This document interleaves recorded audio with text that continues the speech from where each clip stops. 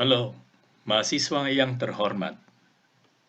Hari ini kita akan membahas tentang isinya Summa Theologiae Prime Secundae Quaestio 94 artikel 2. Pertanyaannya atau topiknya adalah whether the natural law contains several precepts or only one. Apakah hukum kodrat manusia itu memiliki atau punya banyak perintah atau hanya satu perintah? Sumbernya adalah Thomas Aquinas, Summa Theologiae, dan Jesus Garcia Lopez, Metafísica Tomista, Ontología, Nosiología y Teología Natural. Maka kesimpulannya Thomas Aquino di dalam questio itu, kita tidak akan membahas semua yang ada di dalam questio. Tiap mahasiswa harus membaca questio itu sendiri, dan juga saya kira bahwa di dalam presentasinya teman mahasiswa itu sudah dibahas. Sed contra, kita tahu bahwa sed contranya di dalam questio menunjukkan kepada kita pandangannya atau pendapatnya Santo Thomas sendiri. Maka sed contra akan tetapi katanya. Karena sebelum itu kita ingat dia menyebut dulu semua yang lawan pendapatnya sendiri. Maka dari ahli itu, penulis itu, dia mengutip atau mengambil ide dari penulis-penulis itu, yang ide-ide yang berlawanan dengan idenya sendiri. Tapi set kontra, akan tetapi, menurut saya itu maksudnya Thomas Aquino. The precepts of natural law in man are principles of practical intellect in order to reason out practical action. Okay? Perintah-perintah itu dalam hukum kodrat manusia adalah prinsip-prinsip. Okay? Kalau kita sebut prinsip, prinsip itu permulaannya, mga premis-premis. Okay? Pernyataan-pernyataan yang pertama, yang lebih dahulu. Sebelum kita sampai ke kesimpulannya, ada premisnya. Maka hukum kodrat manusia itu, semua perintahnya adalah premis pertama dalam semua syllogisme moral. Okay? Di dalam semua syllogisme moral. So the precepts of natural law in man are principles of practical intellect in order to reason out practical action, untuk bertindak. In the same way that the first principles of the speculative intellect are used for demonstration, so too the precepts of natural law are used for practical deliberation, practical reasoning. Maka di dalam syllogisme spekulatif, misalnya yang klasik, benar? All men are mortal. Semua orang itu, semua manusia bisa mati. Okay? Itu yang umum, yang paling universal. Pernyataan paling universal. Nah, ini dipakai sebagai first principle, premis dari mana kita ambil kesimpulannya. Dan kita menambah satu premis atau satu pernyataan yang lebih konkret. Socrates itu adalah manusia. Okay? Semua orang, semua manusia akan mati karena mortal, kan? Socrates itu manusia. Maka kesimpulan kita adalah Socrates itu suatu hari akan mati. Itu kesimpulannya, benar? Maka yang dulu itu, yang dari prinsip-prinsip itu, dari premis-premis kita dapat kesimpulan. Yang lebih konkret, yang lebih untuk kasus tertentu. Nah, itu di speculative intellect. Di practical intellect, ya, intelek praktek katanya Thomas Aquino, ada juga syllogisme. Okay, syllogismenya ada prinsip-prinsip pertama, premis-premis pertama yang dipakai supaya kita bisa membuat syllogisme. Nah, kalau ada di spekulatif, harus ada di praktek juga. But there are several first indemonstrable principles in the speculative demonstration. Nah, kalau itu yang spekulatif, dia punya banyak premis yang bisa dipakai, yang universal untuk membuat silogisme. Nah, kita tidak melihat itu di sini, tapi harus membaca yang sebelumnya atau karya-karyanya tentang logika supaya kita tahu bahwa memang ada beberapa, bukan hanya satu, beberapa prinsip atau premis spekulatif yang kita pakai di dalam silogisme. Yang paling yang pertama itu, yang utama. Nah, kalau ada banyak katanya Thomas Aquino di dalam spekulatif, maka boleh juga atau harus ada banyak juga di dalam praktek. Therefore, there are also several precepts of natural law. Okay? Nah, itu perintah kalau itu natural law, hukum kodrat manusia.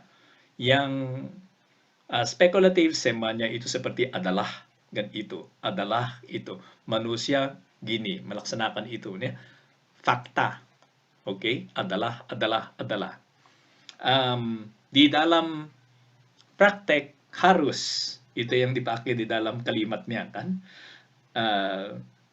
Manusia harus menghormati orang lain seperti itu, atau harus membela diri seperti supaya dia tidak dibunuh. Maka yang di sisinya intelek praktek semuanya itu harus, yang di spekulatif itu adalah. Okay. Sed kontra lagi. Maka di speculative intellect, di practical intellect, does reasoning, also does reasoning. Okay? Ada syllogismanya, kedua-duanya punya syllogism. Uses first principles for demonstration, maka ada yang paling utama, prinsip-prinsip paling yang utama, maka yang intellect praktik juga punya prinsip-prinsip sendiri. Has several first principles, therefore the practical intellect also has several first principles. Kalau spekulatif punya banyak, practical juga punya banyak. Respondia dicendum quod. Saya menjawab dengan mengatakan, katanya Thomas Aquino. As stated above dalam Quaestio 91, artikel 3, the precepts of natural law are to practical reason what the first principles of demonstrations are to speculative reason. Okay.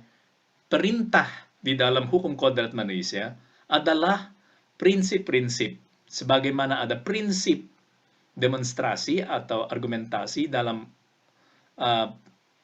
intelek spekulatif, harus ada banyak juga dalam intelek praktek. The precepts of natural law and the first principles of reasoning are self-evident principles. They need not be demonstrated. Yang pertama itu, di dalam semua argumentasi atau di dalam semua silogisme yang ada di ujungnya, yang pertama, yang sungguh-sungguh pertama, tidak perlu dibuktikan. Karena tidak bisa, tidak ada premis lagi di atasnya, benar? Tidak ada premis lagi di atasnya. Itu benar bagi intelek spekulatif, dan itu juga benar bagi intelek praktek. Ada self-evident principles. Sudah tidak ditanyakan kalau itu benar atau salah, karena dengan membacanya kita sudah tahu bahwa itu benar atau salah.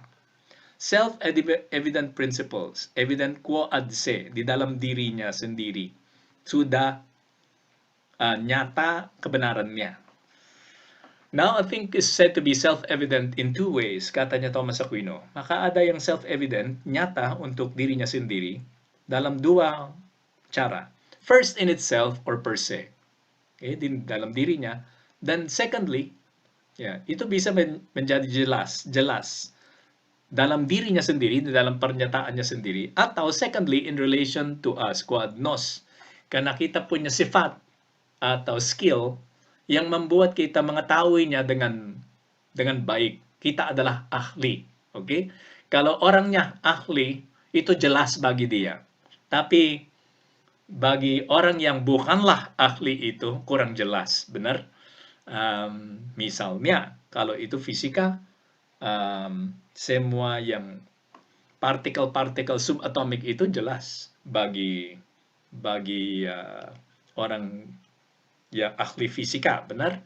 Tapi yang tukang becak atau mahasiswa siapapun yang biasa, mungkin dia tidak tahu semua partikel subatomik yang ada, benar? Dan dia tidak tahu untuk apa itu. Tapi kalau orangnya adalah ahli fisika, maka dia harus tahu, harus tahu. Nah, itu jelas quo adnos bagi dia karena dia adalah ahli. Bagi kita, quo adnos maksudnya bagi kita. Tapi ada beberapa yang perse, siapapun yang melihatnya akan mengatakan bahwa itu jelas.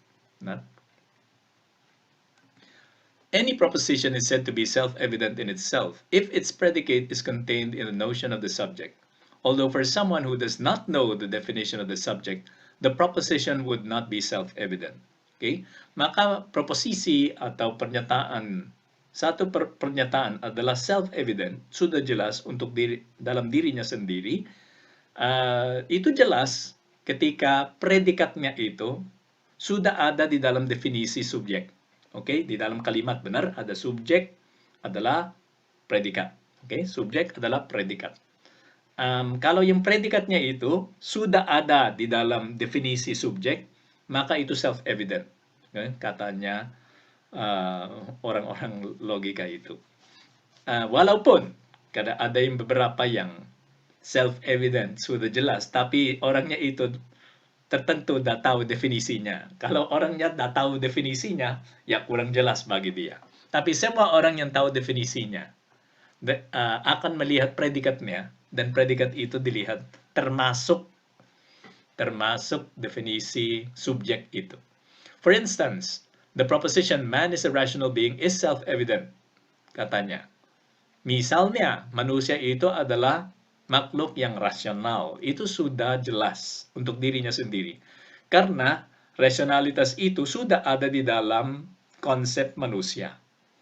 Yet someone who does not know what man is, misalnya kalau ada orang yang belum pernah melihat manusia, itu mustahil kan, karena dirinya itu sudah manusia. Tapi misalnya ada orang yang tidak tahu apa itu manusia, maka dia tidak bisa melihat pernyataan itu man is a rational being sebagai sesuatu yang sudah jelas untuk dirinya sendiri. Boethius says di dalam De Hebdomada, that certain axioms and propositions are universally self-evident. Katanya Boethius, ada beberapa aksiom dan proposisi yang jelas bagi semua orang, universally.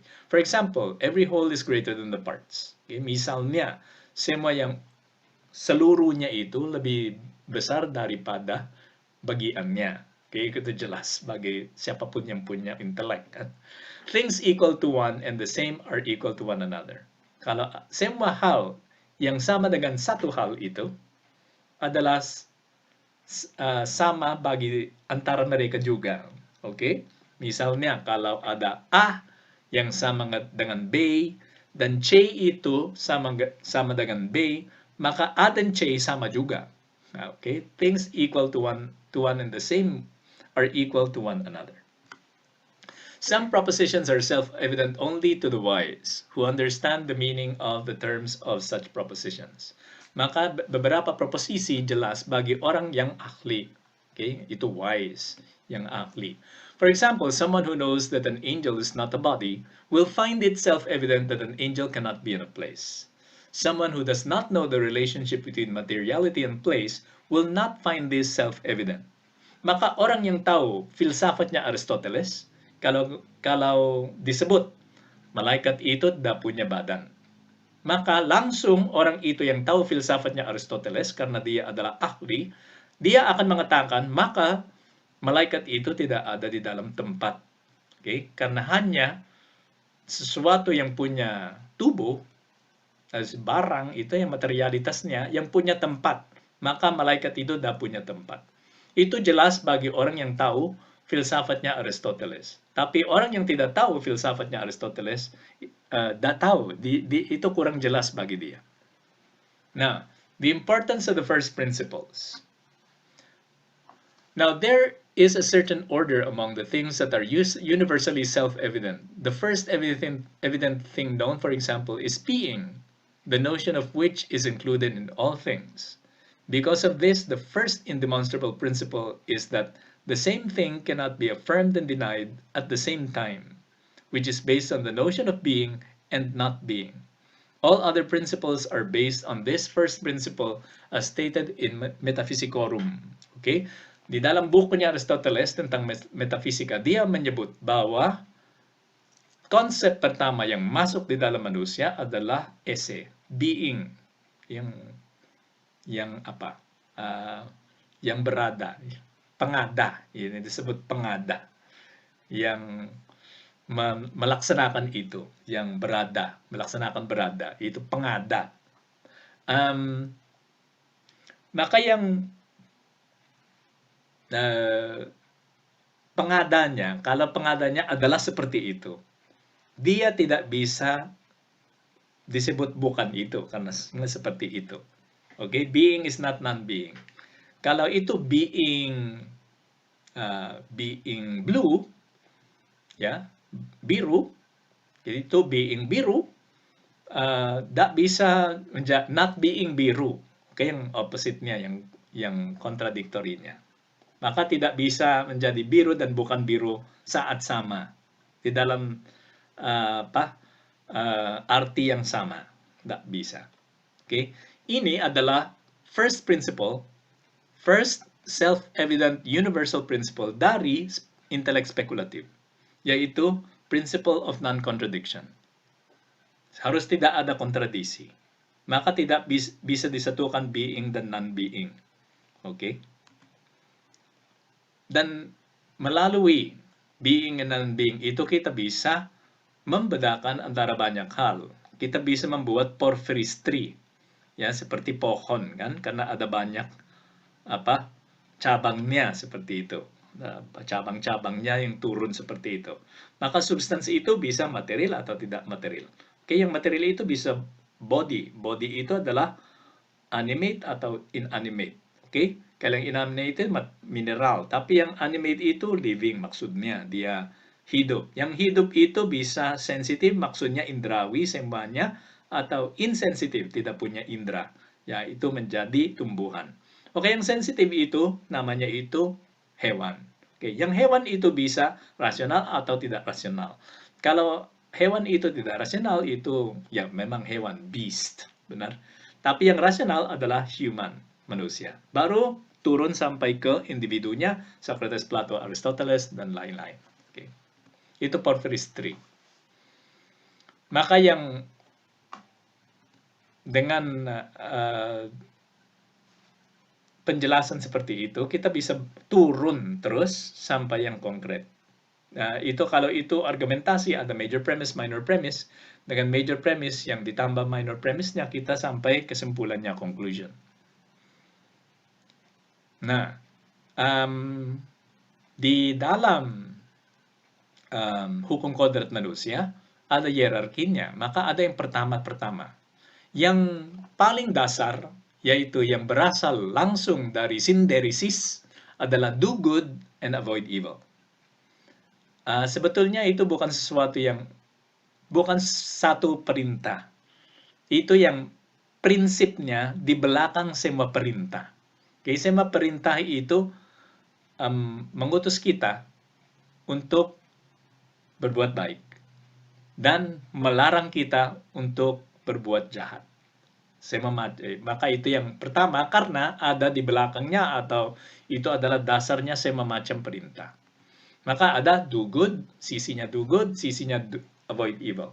Baru kita turun ke perintah. Oke, karena yang do good itu terlalu abstrak. Maka belum perintah jelas. Nah, di dalam do good itu save life. Yang lawannya adalah membunuh, bukan save life. Prayer, berdoa. Dan ateisme itu. Maka ada opposite-opposite-nya yang mungkin saya pakai nama-nama yang konkret seperti yang ada di dalam 10 perintah Allah, tapi di belakangnya ada sesuatu yang universal. Okay? Universal bagi manusia. Kita bisa turun lebih bawah lagi, dan di sana yang save life itu ada self-defense, membela diri. Tapi ada di dalam kill, ada suicide, membunuh diri. Dan ada medical cure yang to save life, maka mengobatkan orang, menyembuhkan orang, dan ada yang kill, poison someone, yang meracun orangnya. Oke, maka the primary ethical objects. Yang pertama itu, the primary ethical objects are the ethical actions with their finis operis, which are already generally accepted by all men as definitely good or bad. Okay? Jelas itu baik atau buruk. And they serve as points of agreement among men. Okay? They serve as always as ways of classifying more concrete ethical objects as good or bad. Okay, makakatanya Thomas Aquino, kita kembali, karena itu seperti penjelasan dari saya. Now, in the same way that being is the first thing that is speculatively understood, kalau itu spekulatif, yang pertama, konsep pertamanya adalah being. Tapi kalau itu intellect praktek, yang pertama itu baik, which is directed to action. Karena yang konsep baik itu mendorong kita untuk bertindak sesuai dengan kebaikan itu. Since every agent acts because it is seeking what is good. Itu mencari. Semua agen, semua yang bertindak mencari yang baik. Consequently, the first principle of practical reason is founded on the notion of good. Lalu, prinsip pertamanya, utamanya, intelek praktek harus berhubungan dengan yang baik. Dan itu adalah, good is that which all things seek. Kita harus selalu mencari yang baik, katanya Thomas Aquino. Hence, this is the first precept of law. The good is to be done and pursued, and evil is to be avoided. Kaya perintah pertamanya, hukum kodrat manusia adalah, yang baik harus dilaksanakan, dan yang jahat itu harus tidak dilaksanakan. All other precepts of natural law are based upon this. Semua perintah dalam hukum kodrat manusia berhubungan dengan ini. Ada di bawahnya itu adalah dasarnya. So that whatever the practical reason naturally apprehends as man's good belongs to the precepts of natural law as something to be done. Semua yang dilihat sebagai sesuatu yang baik di dalam hukum kodrat manusia dilihat sebagai sesuatu yang harus dilaksanakan. Okay? Harus dijalankan. Dan semua yang dilihat buruk harus tidak dilaksanakan. Maka kita harus melarikan diri dari kesempatan untuk melaksanakannya. Since every good is an end, then all things towards which man has a natural inclination are naturally seen by reason as good. Karena semua yang baik bisa menjadi tujuan, maka manusia itu punya kecenderungan untuk melihat semua yang baik itu sebagai sesuatu yang bisa diinginkan dan didapat, yang kita bisa dapat. Kita harus mencarinya, kita harus memegangnya gitu. Since every evil is considered a danger, semua yang buruk itu dilihat sebagai sesuatu yang membahayakan manusia, man is naturally afraid of evil and thus avoids it. Lalu manusia itu takut terhadap yang buruk, dan dia tidak mau ketemu keburukan itu. The precepts of natural law follow the order of natural inclinations. The first natural human inclination is the inclination to good, as is true for every natural substance. Inasmuch as every substance seeks the preservation of its own being, one of the first precepts of natural law is the preservation and defense of human life. Okay? Semua yang kecenderungan baiknya manusia yang pertama adalah melestarikan diri. Oke, melestarikan diri. Maka yang perintah pertama, salah satu perintah pertamanya hukum kodrat manusia adalah jangan membunuh. Oke. Karena kita harus melestarikan diri atau kita harus tetap hidup, ya. Secondly, man has an inclination in common with other animals, reproduction and care of offspring. Okay? Setelah itu, kita seperti yang hewan yang lain mau memperbanyakkan diri dan punya anak. Ketiga, there is in man an inclination to good according to the nature of his reason. This inclination is proper to him. He does not share it with animals. Thus, God has a natural inclination to know the truth about God. Okay? Dan ada, karena yang lain itu sama dengan hewan, membela diri dan memperbincangkan diri, itu hewan itu punya itu juga kecenderungan ini. Tapi manusia punya lebih banyak lagi yang spiritual. Misalnya mengenal Allah dan hidup di dalam masyarakat, oke, bersama karena dia adalah makhluk sosial. Okay? In this respect, whatever pertains to the inclination belongs to natural law. Karena semuanya itu adalah natural, kodrati, maka semua kebaikan itu atau ya semua kebaikan itu ada perintahnya di dalam diri kita yang mendorong kita untuk mencapai itu. Karena ada perintahnya, semua perintah itu termasuk hukum kodrat manusia. For instance, to shun ignorance, to avoid offending those among whom one has to live, and other things regarding the above inclination.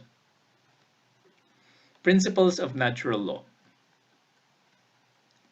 Ini ilustrasi, maka manusia itu disebut ada hatinya.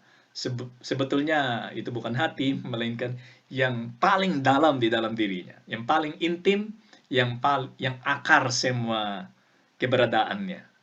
Oke, di dalam hatinya itu yang paling akar, yang paling dalam di dalam dirinya ada hukum yang tertulis disebut. Maka yang hukum yang tertulis, perintah-perintah itu yang paling dasar, yang tidak bisa disangkal oleh manusia, itu hukum kodrat manusia. Maka kalau kita melihat ini, seperti yang kita sudah tahu, semua informasi masuk diproses oleh indera kita, yang indera di dalam, yang panca indera ada di sini, dan semua yang ada di sini adalah yang di dalamnya itu indera dalam, internal sense. Yang terakhir adalah cogitativa. Yang cogitativa yang menawarkan kepada intelek gambar yang bisa dipakai untuk membuat konsep. Okay? Kayak dari matahari yang ada di luar, ada konsep matahari di dalam diri kita. Oke, yang contoh di sini tidak akan menghasilkan perintah. Tapi ada beberapa hal yang kita tahu yang menghasilkan perintah di sini, di dalam intelek praktek. Kalau itu perintah, maka will harus memilih melaksanakannya. Jadi practical knowledge di sini.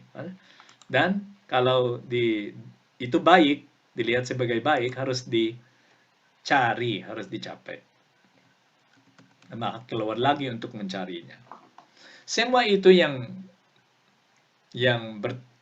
bergerak keluar, benar? Yang bergerak keluar itu adalah drives. Biasa disebut drives, hasrat, nah, yang mencari kebaikan yang ada di luar kita. Basic human drives, menurut Pinker's, inclination to the good, mencari yang baik, yang paling dasar, inclination to self-preservation, melestarikan diri, inclination to sexual union and rearing of offspring, punya anak, itu juga drive, dan inclination of the knowledge to the knowledge of truth, kita selalu mencari yang benar, okay? Then the inclination to live in society, hidup bersama di dalam masyarakat. Objective moral truth, therefore, is found in human natural law. Semua perintah-perintah itu, yang paling dasar ada di dalam hukum kodrat manusia. According to Pinker's, for St. Thomas, natural law is the expression in form of precepts, okay, of our natural inclination. Sudah ada kecenderungan untuk mencari kebaikan tertentu, semua kecenderungan itu disebut di dalam perintah. Nah, kalau itu sudah dibentuk perintah, itu menjadi hukum kodrat manusia. Karena hukum kodrat manusia adalah kumpulan perintah. Okay. In St. Thomas' view, inclinations like the natural law were God's most precious work. Okay? Menurut Thomas Aquino, ini yang paling indah di dalam manusia, kan? Karena dia bisa mengarahkan diri kepada yang baik. tidak diarahkan secara otomatis. Oke, karena kalau hewannya diarahkan secara otomatis, tindakannya itu tidak bisa menjadi baik atau buruk. Benar? Maka tidak ada kebaikan di dalam tindakannya. Tapi di dalam tindakan manusia ada kebaikan. Dia bisa menjadi baik atau dia bisa menjadi buruk. Dan berbuat baik itu menjadi baik itu lebih tinggi daripada menjadi hewan. Daripada menjadi hewan aja. Hidup sebagai hewan. Inclinations when correctly directed develop virtue. Maka kalau kecenderungan itu ditetapkan, dikuatkan, itu menjadi keutamaan. Ajaran kita sampai sini. Semoga para mahasiswa belajar sesuatu yang berguna dan mengerti apa isinya kuestio ini. Selamat belajar dan sampai ketemu lagi.